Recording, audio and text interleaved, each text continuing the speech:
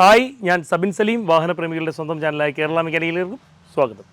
നമ്മളിന്ന് ഒരു മെക്കാനിക്കൽ വർക്കുമായിട്ട് കരുനാപ്പള്ളി വന്നിരിക്കണേ. നമ്മളെ ഗ്രൂപ്പിലുള്ള, അതായത് നമ്മളെ കൂട്ടത്തിലുള്ള അനീസ് എന്ന് പറഞ്ഞ കട, അദ്ദേഹത്തിൻ്റെ വാഹനം കംപ്ലൈൻറ്റ് ആയി. അപ്പം അതുമായിട്ട് ബന്ധപ്പെട്ട് വന്നിരിക്കുകയാണ്. അപ്പം ഈ ഒരു കംപ്ലൈൻറ്റിൻ്റെ കാര്യം പറഞ്ഞത്, ഇതിപ്പം സ്വിഫ്റ്റ് ഡിസയറാണ്. ഇപ്പം കോട്രാ ജെറ്റ്, മൾട്ടി ജെറ്റ്, DDS, അതുതന്നെ സ്മാർട്ടെക്ക്, ഏത് ടെക്നോളജി ഉപയോഗിക്കുന്ന ഫിയറ്റിൻ്റെ 1.3 എഞ്ചിനും ആയിക്കോട്ടെ. അപ്പം ആ എഞ്ചിനുകൾക്ക് വരുന്ന പൊതുവായിട്ട് വരുന്നൊരു പ്രശ്നവുമായിട്ടാണ് നമ്മളിന്ന് വന്നേക്കുന്നത്. കാര്യം വെച്ചാൽ ശക്തമായ രീതിയിലുള്ള കൂളൻ്റ് ലീക്ക്, കൂളൻ്റ് നല്ല രീതിയിൽ ഗിയറിൻ്റെ മുകളിൽ കൂടി ഇങ്ങനെ വീണ് പൊയ്ക്കൊണ്ടിരിക്കും. അപ്പം അത് കംപ്ലൈൻറ്റ് എന്താണ്, ഏതാണ്, എങ്ങനെ അത് പരിഹരിക്കാം എന്നുള്ളതിൻ്റെയൊക്കെ നമുക്ക് നോക്കാം. അപ്പോൾ അത് ചെയ്യാൻ നേരത്ത് കുറച്ച് കാര്യങ്ങളോട് ശ്രദ്ധിക്കാനുണ്ട്. അപ്പോൾ നമുക്ക് എന്തായാലും പണിയിലോട്ട് കിടക്കാം.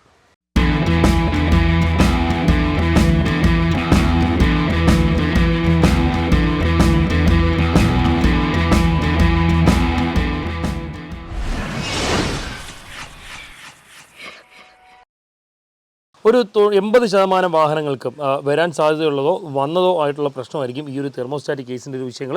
നമുക്ക് ആദ്യമേ ഇവനെ ഒന്ന് ഇളക്കിയെടുക്കാം. ഇത് ഇളക്കിയെടുക്കുമെന്ന് വെച്ചാൽ കുറച്ച് പരിപാടിയും പണിയൊക്കെ ഉണ്ട്. ഇതിൻ്റെ മെയിനായിട്ടുള്ള ഇഷ്യൂസ് എന്തുവാന്നുള്ളതും നമുക്ക് ഇളക്കിയതിന് ശേഷം കാണാം. അതായത് ഈ ഒരു തെർമോസ്റ്റാറ്റിക് കേസ് ഇത്തരത്തിൽ വാഹനങ്ങളിൽ വളരെ പെട്ടെന്ന് എങ്ങനെ കംപ്ലൈൻ്റ് ആകുന്നു, അല്ലെങ്കിൽ ഈ തെർമോസ്റ്റാറ്റിക് കേസ് എന്തുകൊണ്ട് പൊതുവേ കംപ്ലൈൻ്റായി കാണപ്പെടുന്നു എന്നുള്ളതിൻ്റെ വിശദവിവരണങ്ങളൊക്കെ നമുക്ക് നോക്കാം. അപ്പം ഇതൊക്കെ നമുക്ക് വിശദമായിട്ട് നോക്കാം. ഇതിപ്പം അഴിച്ചെടുക്കണം. ചിലർ ഇത് അഴിച്ചെടുക്കാൻ നേരത്ത് ഇതിൻ്റെ ഹൈ പ്രഷർ പമ്പും അതിനൊക്കെ വാക്കും നമുക്ക് ഇളക്കാറുണ്ട്. അതുമായിട്ട് ബന്ധപ്പെട്ടൊക്കെ ചില റിസ്ക് ഉണ്ട്. അപ്പോൾ നമുക്ക് അതൊക്കെ ഒന്ന് നോക്കാം. എന്തായാലും നമുക്ക് ആദ്യം ഈ ഒരു ഐറ്റം ഒന്ന് ഇളക്കിയെടുക്കാം. ഇതാണ് വാഹനത്തിൻ്റെ തെർമോസ്റ്റാറ്റിക് കേസ് എന്ന് പറഞ്ഞാൽ. ഈ ഒരു തെർമോസ്റ്റാറ്റിക് കേസ് ഈ ഒരു വാഹനത്തിൽ വളരെ വളരെ വളരെ ഇമ്പോർട്ടൻ്റ് ആയിട്ടൊരു കാര്യമാണ്. നമുക്ക് എന്തായാലും ഇളക്കിയെടുത്തതിനെക്കുറിച്ച് കൂടുതലായിട്ട് വിശദമായിട്ട് സംസാരിക്കാം. നമുക്ക് വണ്ടിയുടെ ബാറ്ററി ഒന്ന് ഊരി മാറ്റാം. ബാറ്ററി ഊരി മാറ്റിയില്ലെങ്കിലും ഇത് നമുക്ക് ഇത്തിരി കുഴപ്പമില്ലാത്ത രീതിയിൽ ഇളക്കിയെടുക്കാം. പിന്നെ ബാറ്ററി ഊരി മാറ്റാമെന്ന് പറഞ്ഞ് ഉദ്ദേശിച്ച കാര്യം വെച്ചാൽ മറ്റൊന്നും കൊണ്ടല്ല, ബാറ്ററി ഇരിക്കുന്നതുകൊണ്ട് നമുക്ക് വിഷ്വൽ ക്ലിയറായിട്ട് കിട്ടാതിരിക്കാനുള്ള സാധ്യതയുള്ളതുകൊണ്ട് നമുക്ക് ഈ ഒരു ബാറ്ററി ഒന്ന് ഇളക്കി മാറ്റാം. അപ്പോൾ എന്താണ്ടേ നല്ല ക്ലിയറായിട്ട് ഇപ്പം കാണാം. ആ ലീക്ക് കണ്ടോ, നല്ല കറക്റ്റിന് ആ ലീക്ക് നമുക്കിപ്പോൾ കാണാൻ പറ്റും. തുള്ളി തുള്ളിയായിട്ട് വീഴുന്നത് അത് ശക്തമായ രീതിയിൽ സ്റ്റാർട്ട് ചെയ്യുമ്പം വരും. ഇതാണ് റേഡിയേറ്ററിൻ്റെ അപ്പർ ടാങ്ക്. ഈ റേഡിയേറ്ററിൻ്റെ അപ്പർ ടാങ്കിൽ നിന്ന് നേരെ ഓസ് വന്ന് കയറുന്നത് തെർമോസ്റ്റാറ്റിക് കേസിലാണ്. ഈ ഒരു തെർമോസ്റ്റാറ്റിക് കേസിൻ്റെ അകത്താണ് നമ്മൾ തെർമോസ്റ്റാറ്റ് വാൽവൊക്കെ വരുന്നത്. ഈ കാണുന്ന ചെറിയ ലൈൻ ഉണ്ടല്ലോ, ഈ കാണുന്ന ചെറിയ ലൈൻ വരുന്നത് വെച്ചാൽ നേരെ വന്നിട്ട് നമ്മളതാ ഈ ഒരു കൂളൻ ടാങ്കിൽ, അല്ലെങ്കിൽ നമ്മൾ വെള്ളമൊക്കെ ഫില്ല് ചെയ്യുന്ന ടാങ്ക് ഉണ്ടല്ലോ, ആ ഒരു ടാങ്കിലോട്ടാണ് വരുന്നത്. ഇതിൻ്റെ അപ്പർ ടാങ്കിൽ നിന്ന് നേരെ ഈ ഒരു തെർമോസ്റ്റാറ്റിക് കേസിലോട്ടല്ല കൂളൻ്റ് പോകുന്നത്. ഇത് മറിച്ച് ലോവർ ടാങ്കിൽ നിന്ന്, റേഡിയേറ്ററിൻ്റെ ലോവർ ടാങ്കിൽ നിന്ന് നേരെ ഈ ഒരു ഭാഗത്ത് വന്ന് നിൽക്കുകയാണ് ചെയ്യുന്നത്. പിന്നീട് തെർമോസ്റ്റാറ്റ് വാൽവ് തുറക്കുന്നത് കണക്കാക്കി നേരെ അപ്പർ ടാങ്കിലോട്ട് കൂളൻ്റ് വരുന്നു എന്നുള്ളതാണ്. അതുവരെ ഈ ഒരു ബൈപ്പാസ് വഴിയും ഈ ഒരു ബൈപ്പാസ് വഴിയും ഇത് സർക്കുലേഷൻ, അതായത് കൂളൻ്റ് സർക്കുലേഷൻ ചെയ്തുകൊണ്ടിരിക്കും. ഇല്ലാന്നുണ്ടെങ്കിൽ പ്രഷർ നിന്നിട്ട് ഇതിൻ്റെ മറ്റ് പല ഭാഗങ്ങൾക്കും വിഷയം വരാനുള്ള സാധ്യതയുണ്ട്. അല്ലെങ്കിൽ നമ്മളെ വാട്ടർ പമ്പിനൊക്കെ പ്രഷർ ഏറി പ്രശ്നം വരാനുള്ള സാധ്യതകളുണ്ട്. ഇപ്പം നമ്മൾ കൂളൻ ടാങ്കിലോട്ട് വരുന്ന ആ ഒരു ബൈപ്പാസ് ഹോസ്, ചെറിയൊരു ഹോസിനെ നമ്മൾ ഊരി വിട്ടു. കൂളൻ്റ് വരുന്നുണ്ട്, അഷറെന്നും പറഞ്ഞതിൽ കൂളൻ്റ് വന്നുകൊണ്ടിരിക്കുകയാണ്.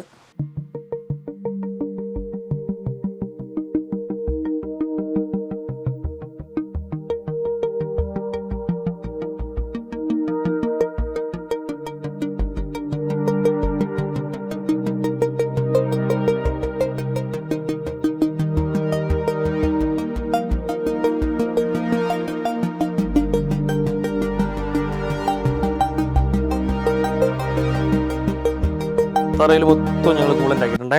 ഇതിൽ റിസ്ക് എലമെൻ്റെ കാര്യം പറഞ്ഞില്ലേ, ഈ ഒരു വാക്കം പമ്പുണ്ട്. ഇത് നമ്മളെ വാഹനത്തിൻ്റെ വാക്കം പമ്പും ഇത് ഹൈ പ്രഷർ പമ്പ്, ഡീസലിൻ്റെ പമ്പുമാണ്. ഇതിൻ്റെ താഴ്ഭാഗത്തായിട്ടാണ് ഇതാണ് നമ്മളുടെ കേസ്. അപ്പോൾ ഇതിൻ്റെ ബോൾട്ട് വരുന്നത് ആ ഉള്ളിൽ കണ്ടോ, ആ കാണുന്നതാണ് ഇതിൻ്റെ ബോൾട്ടായിട്ട് വരുന്നത്. അപ്പം ചിലപ്പോൾ ഇത്തരത്തിലുള്ളൊരു ടൂള് കയ്യിലില്ലാത്തവരെന്താ ഇത് കണക്ക് ടൂൾസ് ഇല്ലാത്ത ആൾക്കാരെന്താണെന്ന് വെച്ചാൽ ബോക്സ് ഇട്ട്, ഇപ്പം എന്ത് ചെയ്യുക അതൊന്ന് കാണിച്ച്, ഒരു പക്ഷേ അവരിൽ ഇരിക്കുന്നത് ഇത് കണക്കൊരു ടൂളായിരിക്കും.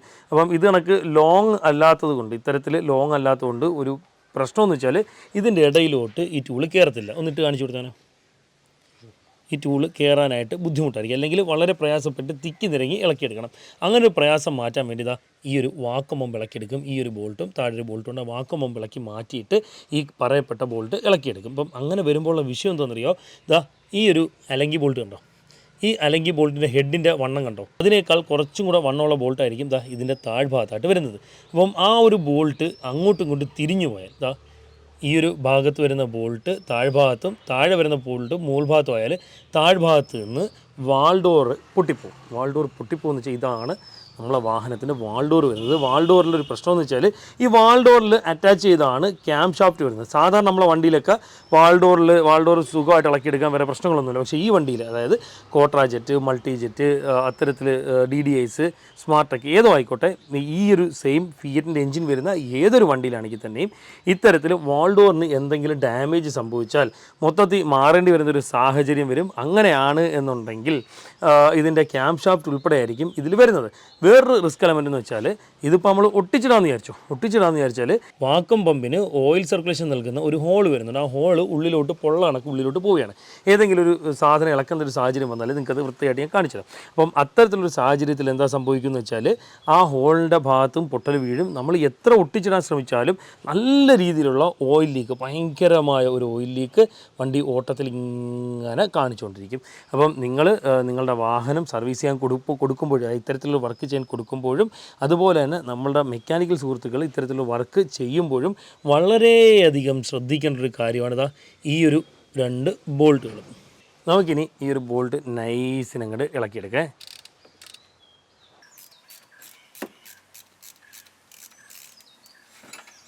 കാണുന്ന ആ ലെങ്തുള്ള അലങ്കി തന്നെ യൂസ് ചെയ്യുകയാണെങ്കിൽ നമുക്ക് വലിയ റിസ്ക് ഇല്ലാതെ, ടെൻഷൻ അടിക്കാതെ ഇതൊക്കെ ഇളക്കിയെടുക്കാൻ കഴിയും എന്നുള്ളതാണ്. നിസ്സാരമായിട്ട് നമുക്ക് ബോക്സ് സെറ്റ് കിട്ടും. ഒരു 1050 രൂപ, 1100 അകത്ത് ഓൺലൈനിൽ നിന്ന് നമുക്കിതിൻ്റെ കേസ് സെറ്റ് മൊത്തത്തിൽ ലഭിക്കും. അപ്പോൾ നിങ്ങൾ അങ്ങനെയൊക്കെ ഒന്ന് ശ്രദ്ധിക്കണം. അതുപോലെ തന്നെ ഇപ്പം ഈ ഒരു കൂളൻ ലീക്ക് ശ്രദ്ധിക്കാതെ വണ്ടി ഉപയോഗിച്ചിരുന്നെങ്കിൽ, ഇപ്പം വണ്ടിയിൽ കൂളൻ്റ് ഇല്ല എന്നുണ്ടെങ്കിൽ ഒരു കാരണവശാലും നമ്മളെ വാഹനത്തിൽ ഓവർ ഹീറ്റ് കാണിക്കത്തില്ല.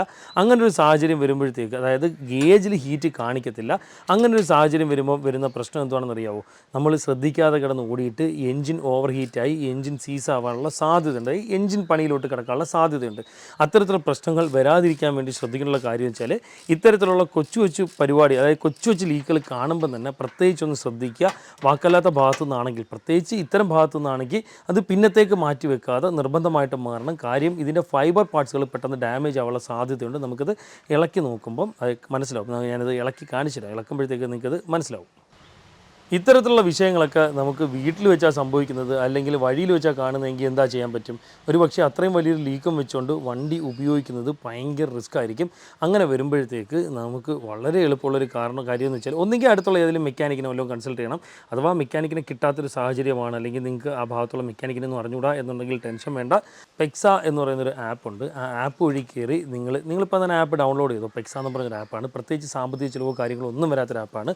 ആപ്പ് വഴി കയറി നിങ്ങൾ റോഡ് അസിസ്റ്റൻസോ അല്ലെങ്കിൽ മെക്കാനിക്കൽ വർക്കോ ഓർഡർ ചെയ്യുകയാണെങ്കിൽ, ഇപ്പം നിങ്ങൾക്ക് ഒരു വർക്ക്ഷോപ്പിൽ കൊണ്ടുചെല്ലാൻ പറ്റാത്ത സാഹചര്യമാണെങ്കിൽ പെക്സ ആപ്പ് നിങ്ങൾ ഡൗൺലോഡ് ചെയ്യുകയാണെങ്കിൽ ഏറ്റവും വലിയൊരു ഗുണമെന്ന് വെച്ചാൽ, നിങ്ങളുടെ വാഹനം നിങ്ങളെ വീട്ടിൽ വെച്ചോ വഴി വെച്ചോ എവിടെയെങ്കിലും വെച്ച് ഇതിനൊക്കെ ഡാമേജോ കംപ്ലയിൻറ്റോ കാര്യങ്ങളൊക്കെ ആവുകയാണെങ്കിൽ തീർച്ചയായിട്ടും പെക്സ ആപ്പ് വഴി നിങ്ങൾ അത് ഓർഡർ ചെയ്യണമെങ്കിൽ, അതായത് നിങ്ങളുടെ വാഹനം കംപ്ലയിൻ്റ് ആണ്, മെക്കാനിക്കൽ സർവീസിലേക്ക് കയറി ഓർഡർ ചെയ്യുകയാണെങ്കിൽ നിങ്ങളുടെ വീടിനടുത്തുള്ള ഏറ്റവും അടുത്തുള്ള ഏതെങ്കിലും വർക്ക്ഷോപ്പിൽ നിന്നോ, അതല്ലാന്നുണ്ടെങ്കിൽ പെക്സ പാർട്ണർ ആപ്പ് എന്ന് പറയുന്നൊരു ആപ്പുണ്ട്. അതായത് ഈ ഒരു ആപ്പിൻ്റെ മറ്റൊരു ഭാഗമാണിത്.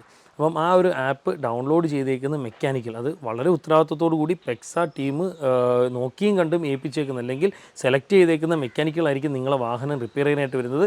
അത് നിങ്ങളുടെ വാഹനം തീർച്ചയായിട്ടും അവർ വന്നിട്ട് നല്ല വൃത്തിയായിട്ട് റിപ്പയർ ചെയ്ത് കറക്റ്റ് ചെയ്ത് തരും എന്നുള്ളതാണ്. 10 പൈസ നിങ്ങൾ പെക്സയിലേക്ക് അടയ്ക്കേണ്ടതില്ല. നിങ്ങൾ ചെയ്യേണ്ടതെന്ന് വെച്ചാൽ, വരുന്ന മെക്കാനിക്കിന് സ്പെയർ പാർട്സിൻ്റെ ചാർജും അവരുടെ ലേബറും, മാന്യമായി അവർ പറയുന്ന ലേബറും കൊടുക്കുക എന്നുള്ളത് മാത്രമേ ഉള്ളൂ. അപ്പോൾ ഇപ്പം തന്നെ പെക്സ ആപ്പ് ഡൗൺലോഡ് ചെയ്തു. അപ്പം ഈ കാണുന്നതാണ് തെർമോസ്റ്റാറ്റ് കേസ്. ഈ കാണുന്നത് ഇതിൻ്റെ പ്രശ്നം എന്ന് വെച്ചാൽ, ഈ വരുന്ന ഫൈബർ ഭാഗങ്ങളുണ്ടല്ലോ, ഈ വരുന്ന ഫൈബർ ഭാഗങ്ങൾ ഇതേപോലെ പൊട്ടിപ്പോവും. ഇത് നമ്മൾ പിഞ്ചി പൊട്ടിപ്പോകുന്നതാണ്, അതായത് പഴക്കം വന്നിട്ട് പൊട്ടിപ്പോകുന്നതാണ്. ചെറിയ പഴക്കം വന്ന് ചെറിയൊരു അനക്കം തട്ടിയാലും ഇത് കണക്ക് പൊട്ടിപ്പോകും. കേട്ടോ, ഇതേ കണക്ക് പൊട്ടിപ്പോവും. ഇതിൻ്റെ ഒരു ഗുണമെന്ന് വെച്ചാൽ, അതായത് ഈ ഒരു കേസിൻ്റെ ഒരു ഗുണമെന്ന് വെച്ചാൽ, തെർമോസ്റ്റാറ്റ് വാൽവ് സെപ്പറേറ്റ് ഇളക്കി മാറ്റാൻ കഴിയില്ല എന്നുള്ളതാണ്. അത് വലിയൊരു ഗുണമാണ് ഞാൻ നോക്കിയിട്ട്. കാരണം എന്ന് വെച്ചാൽ, പലപ്പോഴും പണ്ടത്തെ വണ്ടികളിൽ തെർമോസ്റ്റാറ്റ് വാൽവ് ക്യാൻസൽ ചെയ്യുന്ന കണക്ക് ഇപ്പോഴത്തെ വണ്ടികളിലും പലരും ചെയ്യുന്നതായിട്ട് കണ്ടുവരാറുണ്ട്. തീർത്തും ഒരു കാരണവശാലും ചെയ്യാൻ പാടില്ലാത്തൊരു കാരണമാണ് തെർമോസ്റ്റാറ്റ് വാൽവ് ഒരു കാരണവശാലും എടുത്ത് മാറ്റാൻ പാടില്ല. തെർമോസ്റ്റാറ്റ് വാൽവ് നമ്മളെ വണ്ടിയിൽ വളരെ അത്യന്താപേക്ഷിതമായ ഒരു സാധനമാണ്. നിശ്ചിത ഡിഗ്രി വരെ കൂളന്റിനെ എത്തിക്കാൻ വേണ്ടി, ഇപ്പം ഒരു വാഹനത്തിൻ്റെ വർക്കിംഗ് ടെമ്പറേച്ചർ ശരാശരി സാധാരണഗതിയിൽ വരുന്നത് 70 ഡിഗ്രി സെൽഷ്യസ് മുതൽ 90 ഡിഗ്രി സെൽഷ്യസ് വരെയാണ്. അപ്പോൾ പല വാഹനങ്ങളും പല രീതിയിലായിരിക്കും കൃത്യമായിട്ട് പ്രവർത്തിക്കാനുള്ള ടെമ്പറേച്ചർ മാനുഫാക്ചേഴ്സ് കൊടുത്തേക്കുന്നത്. അപ്പോൾ അതിനനുസരിച്ച് ആ ഒരു ടെമ്പറേച്ചറിൽ വളരെ പെട്ടെന്ന് തന്നെ കൂളന്റിന് എത്താൻ വേണ്ടി സഹായിക്കുന്ന ഒരു സംവിധാനമാണ് ഈ ഒരു തെർമോസ്റ്റാറ്റ് വാൽവ് എന്ന് പറഞ്ഞാൽ. തെർമോസ്റ്റാറ്റ് വാൽവ് ഇതിൻ്റെ ഉൾഭാഗത്തായിട്ടാണ് വരുന്നത്. ഈ കാണുന്ന സാധനമാണ് തെർമോസ്റ്റാറ്റ് വാൽവ്. ഇത് സെപ്പറേറ്റ് ഇളക്കി മാറ്റാൻ പറ്റത്തില്ല, ഈ കേസ് മൊത്തത്തിൽ മാറേണ്ടി വരും. പിന്നെ പൊതുവേ വരുന്നൊരു വിഷയം ഇതാണ്, ഇങ്ങനെ രണ്ടായിട്ട് ഒടിഞ്ഞു പോകും. ഇതാണ് പൊതുവേ കണ്ടുവരുന്ന വിഷയം. അപ്പോൾ ഇതിൻ്റെ വിഷയം എങ്ങനെ മനസ്സിലാക്കാമെന്ന് വെച്ചാൽ, ഒന്നുകിൽ ലീക്ക് വരും. ഇതിപ്പോൾ ചെറിയ ലീക്കായിരുന്നു, നമ്മൾ പിടിച്ചു വന്നപ്പം ടക്കെന്നും പറഞ്ഞ് പൊട്ടിപ്പോയി. അപ്പം ചെറിയ രീതിയിൽ എവിടെയും അടന്ന് പൊട്ടിയിട്ട് ഇങ്ങനെ ധാരധാരയായിട്ട് ലീക്ക് വരും. ചിലപ്പം നല്ല രീതിയിൽ ശക്തമായിട്ട് ചീറ്റിയായിരിക്കും ലീക്ക് വരുന്നത്. അതായത് സ്റ്റാർട്ട് ചെയ്ത് ചൂടാക്കി കഴിയുമ്പോൾ നല്ല രീതിയിൽ ലീക്ക് വന്ന് തുടങ്ങും. അപ്പോൾ അത് നമ്മൾ ശ്രദ്ധിക്കാതെ കിടന്ന് ഓടിയാണെങ്കിൽ തീർച്ചയായിട്ടും എൻജിൻ കംപ്ലയിൻറ്റ് വരും എന്നുള്ളതാണ്. എങ്ങനെയാണെന്ന് വെച്ചാൽ ഈ കാണുന്നതാണ് തെർമോസ്റ്റാറ്റ് സ്വിച്ച്. ഈ കാണുന്നതാണ് തെർമോസ്റ്റാറ്റ് സ്വിച്ച്. ഈ തെർമോസ്റ്റാറ്റ് സ്വിച്ച് കൃത്യമായിട്ട് കൂളനിൽ മുങ്ങിക്കിടന്നാൽ മാത്രമേ തെർമോസ്റ്റാറ്റ് ആക്റ്റീവ് ആവുള്ളൂ. അതായത് ഇതിൻ്റെ പുതിയത് നമുക്ക് നോക്കാം കേട്ടോ. പുതിയത് വരുന്നതാ MGPയിൽ പുതിയത് വരുന്നത് വെച്ചാൽ ഈ ഒരു ഐറ്റം വരുന്നത് ഫുള്ള് പ്ലാസ്റ്റിക്കിൻ്റെ, അതായത് ഫൈബർ ടൈപ്പാണ് വരുന്നത്. പുതിയ വാഹനങ്ങളിൽ മൊത്തം വരുന്നത് ഈ ഒരു ടൈപ്പാണ് വരുന്നത്. ഇതിൻ്റെ തെർമോസ്റ്റാറ്റ് സ്വിച്ചും കാര്യങ്ങളൊക്കെ ആയിട്ട് അസംബ്ലി ആയിട്ട് ഇതുപോലെയാണ് സംഭവം വരുന്നത്. ഇതിൻ്റെ വില വന്നിട്ട് പാക്കിങ്ങിൽ കൊടുത്തേക്കുന്നത് 1600 രൂപയാണ് കേട്ടോ. 1600 രൂപയാണ് പാക്കിങ്ങിൽ കൊടുത്തേക്കുന്നത്. അപ്പം ഈ ഒരു തെർമോസ്റ്റാറ്റ് കേസ് സെറ്റ് എന്ന് പറഞ്ഞാൽ വളരെ വളരെ വളരെ ഇമ്പോർട്ടൻ്റ് ആയിട്ടുള്ള സാധനമാണ്. ഇപ്പം പുതിയത് വരുന്നത് ഇതുപോലെ ഇങ്ങനത്തെ ഒരു ഫൈബർ പാർട്സ് ആയിട്ടാണ് വരുന്നത്. നമ്മൾ തെർമോസ്റ്റാറ്റ് കേസും കാര്യങ്ങളൊക്കെ സെറ്റ് ചെയ്തിട്ടുണ്ട്. ഇതിൽ വരുന്ന ഫൈബർ ടൈപ്പാണ് വരുന്നത്, നേരത്തെ പറഞ്ഞ കണക്ക്. അപ്പം നമ്മളതെല്ലാം സെറ്റ് ചെയ്തിട്ടുണ്ട്. ഇതിൻ്റെ ഓസും കാര്യങ്ങളൊക്കെ കൊടുത്തിട്ടുണ്ട്, അതിൻ്റെ ലൈനും കാര്യങ്ങളൊക്കെ കൊടുത്തിട്ടുണ്ട്. ഇനി ഇതോടെ നമ്മളെ വർക്ക് തീർന്നു എന്ന് വിചാരിക്കരുത്. ഇനിയാണ് പ്രധാനപ്പെട്ട കാര്യങ്ങൾ വരുന്നത്. വണ്ടി കൂളൻ്റൊക്കെ ഹീറ്റായി കൃത്യമായിട്ട് ഒരു ഫാൻ കൃത്യമായിട്ട് ഓൺ ആവുന്നുണ്ടോ ഓഫ് ആവുന്നുണ്ടോ എന്ന് നോക്കണം. ഒരു ഓണായി ഒരു 30 സെക്കൻഡ് 35 സെക്കൻഡിനകത്ത് ഓഫ് ആവുന്നുണ്ടോ എന്ന് നോക്കണം. ചില സാഹചര്യം നല്ല കണ്ടീഷനിലൊക്കെ ആണെങ്കിൽ 20 സെക്കൻഡിലൊക്കെ ഓഫ് ആവാറുണ്ട് സാധാരണഗതിയിൽ. അപ്പോൾ നമുക്ക് എന്തായാലും ഇനി ബാറ്ററിയും സംഭവങ്ങളൊക്കെ എടുത്ത് വെച്ച് സെറ്റ് ചെയ്തിട്ട് ഒന്ന് ചെക്ക് ചെയ്യാം.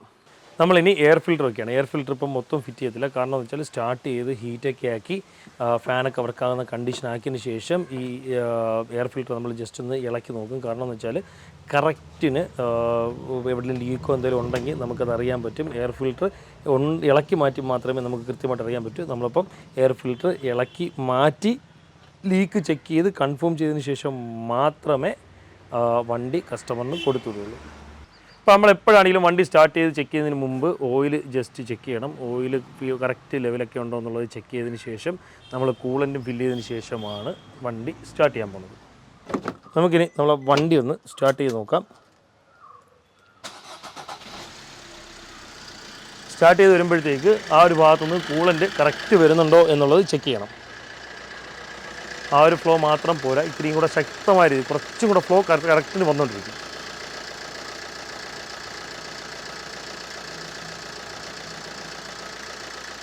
ഇത് കണക്ക് കുറച്ചൊന്ന് റേസ് ചെയ്ത് വെക്കുകയാണെങ്കിൽ, ചെറുതായിട്ട് എന്തിരിക്കുകയാണെങ്കിൽ ഇതിൻ്റെ ഇടയിൽ ബബിൾസോ കാര്യങ്ങളൊക്കെ ഉണ്ടെങ്കിൽ കൃത്യമായിട്ട് അങ്ങ് പോകും. അപ്പം വേണമെങ്കിൽ നമുക്ക് അതിൽ കൂളൻ ടാങ്കിലോട്ട് സെറ്റ് ചെയ്തതിന് ശേഷം, അതായത് കൂളൻ ടാങ്കിലോട്ട് ഓസ് സെറ്റ് ചെയ്തതിന് ശേഷം വേണമെങ്കിൽ ക്യാപ്പ് തുറന്ന് വെച്ചിരുന്നാലും കുഴപ്പമില്ല. പക്ഷേ എന്നിരുന്നാൽ തന്നെ നമ്മൾ ഈ ഒരു രീതിയിൽ ഒന്ന് തുറന്ന് വെച്ച് നോക്കും. അതാകുമ്പോഴത്തേക്ക് ഇതിൻ്റെ ഫ്ലോയും കാര്യങ്ങൾ നമുക്ക് നേരിട്ട് എങ്ങനെയാണെന്നുള്ളത് മനസ്സിലാക്കുകയും ചെയ്യാം എന്നുള്ളത് കൊണ്ട് മാത്രമാണ്. ടെമ്പറേച്ചർ ഗേജ് കറക്റ്റ് കയറി കാണിക്കുന്നത് വരെ, ഈ ഒരു ടെമ്പറേച്ചർ ഗേജ് കറക്റ്റ് കാണിക്കുന്നത് വരെ നമ്മൾ ഇത് കണക്ക് റൈസ് ചെയ്ത് വെച്ചേക്കും. ഒരു 2000 RPM എന്നുള്ള രീതിയിൽ റൈസ് ചെയ്ത് വെച്ചിരുന്നിട്ട് ഈ ഫാൻ ഓണാവും. ഫാൻ ഓണായിട്ട് കട്ടാവണം.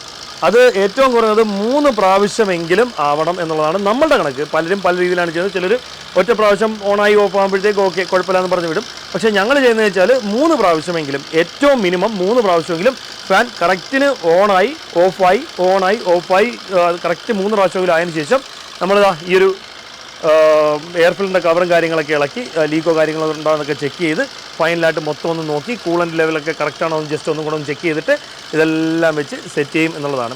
അപ്പം ഇപ്പോൾ ഒരു പ്രാവശ്യം വർക്കായിട്ടുള്ളൂ. ഇപ്പോൾ നമ്മൾ റേസിംഗ് നിർത്തിയെന്ന് വെച്ചാൽ നിങ്ങളടുത്ത് സംസാരിക്കുമ്പോൾ റേസ് ചെയ്യുന്നതിൻ്റെ സൗണ്ട് ചിലപ്പോൾ ബുദ്ധിമുട്ടായാലോ എന്ന് വിചാരിച്ചിട്ടാണ്. നമ്മൾ ഈ മിനിമം 3 പ്രാവശ്യം പറയുന്ന കാര്യം എന്തറിയാമോ? അതാകുമ്പോഴത്തേക്ക് ചിലപ്പം ആദ്യമേ കറക്റ്റ് കാണിച്ചിട്ട് പിന്നെ വണ്ടിക്ക് എന്തെങ്കിലും രീതിയിൽ ഹീറ്റിൻ്റെ മറ്റെന്തെങ്കിലും വിഷയം, ചിലപ്പോൾ ഇത് കണക്കൊക്കെ വല്ലതും ഇൻ കേസ് കസ്റ്റമർ ഓടിയിട്ട് മറ്റെന്തെങ്കിലും വിഷയം ഉണ്ടെങ്കിൽ അറിയാൻ പറ്റത്തില്ല. അപ്പം കൃത്യമായിട്ട് 3 പ്രാവശ്യം കറക്റ്റ് വർക്കാവുന്നുണ്ടെങ്കിൽ നമുക്കൊരു ബോധ്യം വരും മറ്റ് വിഷയങ്ങളൊന്നും ഇല്ല എന്നുള്ളത്. പിന്നെ ഇത് ടൈം ഡ്യൂറേഷനും കൂടെ നോക്കിക്കോണം. എത്ര സമയം എടുക്കുന്നുണ്ട് ഫാൻ വർക്കാവാൻ, എത്ര സമയം എടുക്കുന്നുണ്ട് ഫാൻ വർക്കായി കഴിഞ്ഞ് ഓഫ് ആവാനായിട്ട്. വർക്കായി കഴിഞ്ഞ് ഓഫ് ആവാനായിട്ട് നല്ല സമയം എടുക്കുന്നുണ്ടെങ്കിൽ അതൊരു പ്രശ്നമാണ്. അത് കണക്കന്നെ ഇതിൻ്റെ അപ്പർ ടാങ്കിൻ്റെ ലോവർ ടാങ്കിൻ്റെ ഓസും, അത് കണക്കന്നെ കൂളൻ ടാങ്കിൽ വരുന്ന കൂളൻ്റെ ടെമ്പറേച്ചറൊക്കെ ഈ ഫാൻ വർക്കായി തുടങ്ങുമ്പോൾ ഏകദേശം ഒരേ കണക്കെ തന്നെയൊക്കെ ആയിരിക്കണം. അതും കൂടെ നിങ്ങൾ ഇടയ്ക്കിടയ്ക്ക് ചെക്ക് ചെയ്ത് നോക്കണം. ഇതെല്ലാം കഴിഞ്ഞ് ജസ്റ്റ് ഒരു ടെസ്റ്റ് ഡ്രൈവ് അടിക്കുന്നതുകൊണ്ട് കുഴപ്പമൊന്നുമില്ല. പിന്നെ ടെസ്റ്റ് ഡ്രൈവിൻ്റെ ആവശ്യം നിർബന്ധമില്ല. അപ്പോൾ നമ്മൾ 3-4 പ്രാവശ്യം ഇതിനൊക്കെ ഫാൻ വർക്കായി കട്ടാവുന്നുണ്ടോ എന്ന് ചെക്ക് ചെയ്യുന്നതുകൊണ്ട് ടെസ്റ്റ് ഡ്രൈവിൻ്റെ ആവശ്യം നിർബന്ധമില്ല. അപ്പം ഓണായിട്ടുണ്ട്. അപ്പോൾ നമുക്ക് വേണമെങ്കിൽ കൗണ്ട് ചെയ്യാം. 1 2 3 4 5 6, 7, 8, 9, 10, 11, 12, 13, 14, 15, 16, 17, 18, 19, 20. ഓക്കെ, കഴിച്ചു. ഫാൻ ഓഫായി. ഇപ്പം നല്ല രീതിയിൽ കൂളിംഗ് സിസ്റ്റം വർക്കാവുന്നുണ്ട്. ഇപ്പം 3 പ്രാവശ്യം കറക്റ്റിന് ഓണായി ഓഫായിട്ടുണ്ട്. നമുക്കിനി ഇതിൻ്റെ ലീക്കും കാര്യങ്ങളും ചെക്ക് ചെയ്തിട്ട് എല്ലാം വെച്ച് മുറുക്കി ടെസ്റ്റ് ഡ്രൈവ് ചെയ്യാം. ഇപ്പോൾ നമ്മളെ വണ്ടിയുടെ തെർമോസ്റ്റാറ്റിൻ്റെ ഭാഗമൊന്നും ലീക്കും കാര്യങ്ങളൊന്നുമില്ല, എല്ലാം ഓക്കെയാണ്. ഈ പച്ച കളർ അടിക്കുന്നത് ഇതാ ഈ ഒരു ബാറ്ററിയുടെ പച്ച കളറാണ് കേട്ടോ അവിടെ റിഫ്ലക്റ്റ് ചെയ്യുന്നത്. ഇപ്പം ലീക്കും കാര്യങ്ങളൊന്നുമില്ല, എല്ലാം ഓക്കെയാണ്. എല്ലാ ഭാഗവും തറവായിട്ട് നോക്കിയിട്ടുണ്ട്. പ്രത്യേകിച്ച് ലീക്കോ കാര്യങ്ങളോ ഒന്നുമില്ല. ഇവിടെയും ഇല്ല, ലീക്കൊന്നുമില്ല. നിങ്ങളുടെ വാഹനത്തിൽ ഇത്തരത്തിൽ കൂളൻ ലീക്ക് ഏതെങ്കിലും ഭാഗത്തുനിന്ന് കണ്ടാൽ അത് നിസ്സാരമായിട്ട് കണക്കാക്കാതിരിക്കുക. അത് കണക്ക് തന്നെ ഈ തെർമോസ്റ്റാറ്റിക് കേസിൻ്റെ ഭാഗം, അതായത് നമ്മൾ DDS ആണെങ്കിൽ, ഞാൻ നേരത്തെ പറഞ്ഞില്ലേ, DDS ആയിക്കോട്ടെ, സ്മാർട്ടെക് ആയിക്കോട്ടെ, അല്ലെങ്കിൽ കോട്ടർജെറ്റ് മൾട്ടിജെറ്റ്, ഫിയറ്റിൻ്റെ ഏത് 1.3 എഞ്ചിൻ ആയിക്കോട്ടെ, അതിൻ്റെ ഈ ഒരു തെർമോസ്റ്റാറ്റിക് കേസ് ഏതെങ്കിലും രീതിയിൽ ഡാമേജ് ഉണ്ടെങ്കിൽ നിർബന്ധമായിട്ട് മാറുക. പിന്നത്തേക്കെന്ന് പറഞ്ഞ് വെച്ചുകൊണ്ട് ഓടിക്കുന്നത് വളരെയധികം വലിയൊരു മണ്ടത്തരമായിരിക്കും. പിന്നെ ഒരു ഇടയ്ക്കൊക്കെ വല്ലപ്പോഴും സർവീസ് ചെയ്യുന്നതിൻ്റെ കൂട്ടത്തിൽ അതിൻ്റെ ഓസും കാര്യങ്ങളൊക്കെ വല്ലതും ഇതിനൊക്കെ ദ്രവിച്ചിരിക്കാറായിരിക്കുകയാണോ അല്ലെങ്കിൽ ഡാമേജ് ആവാറായിരിക്കുകയാണോ എന്നുള്ളത് അറിയാൻ വേണ്ടി ജസ്റ്റ് ഒന്ന് വലിയ ബലം കൊടുക്കാമെന്ന് ഷേക്ക് ചെയ്ത് നോക്കുക. അപ്പോൾ ഇന്നത്തെ ഒരു വീഡിയോ നിങ്ങൾക്കെല്ലാം പ്രയോജനപ്പെടുന്നു വിശ്വസിക്കുന്നു. നിങ്ങൾക്ക് പ്രയോജനപ്പെടുന്ന മറ്റൊരു വീഡിയോ ആയിട്ട് വരുന്നവരെ ബൈ.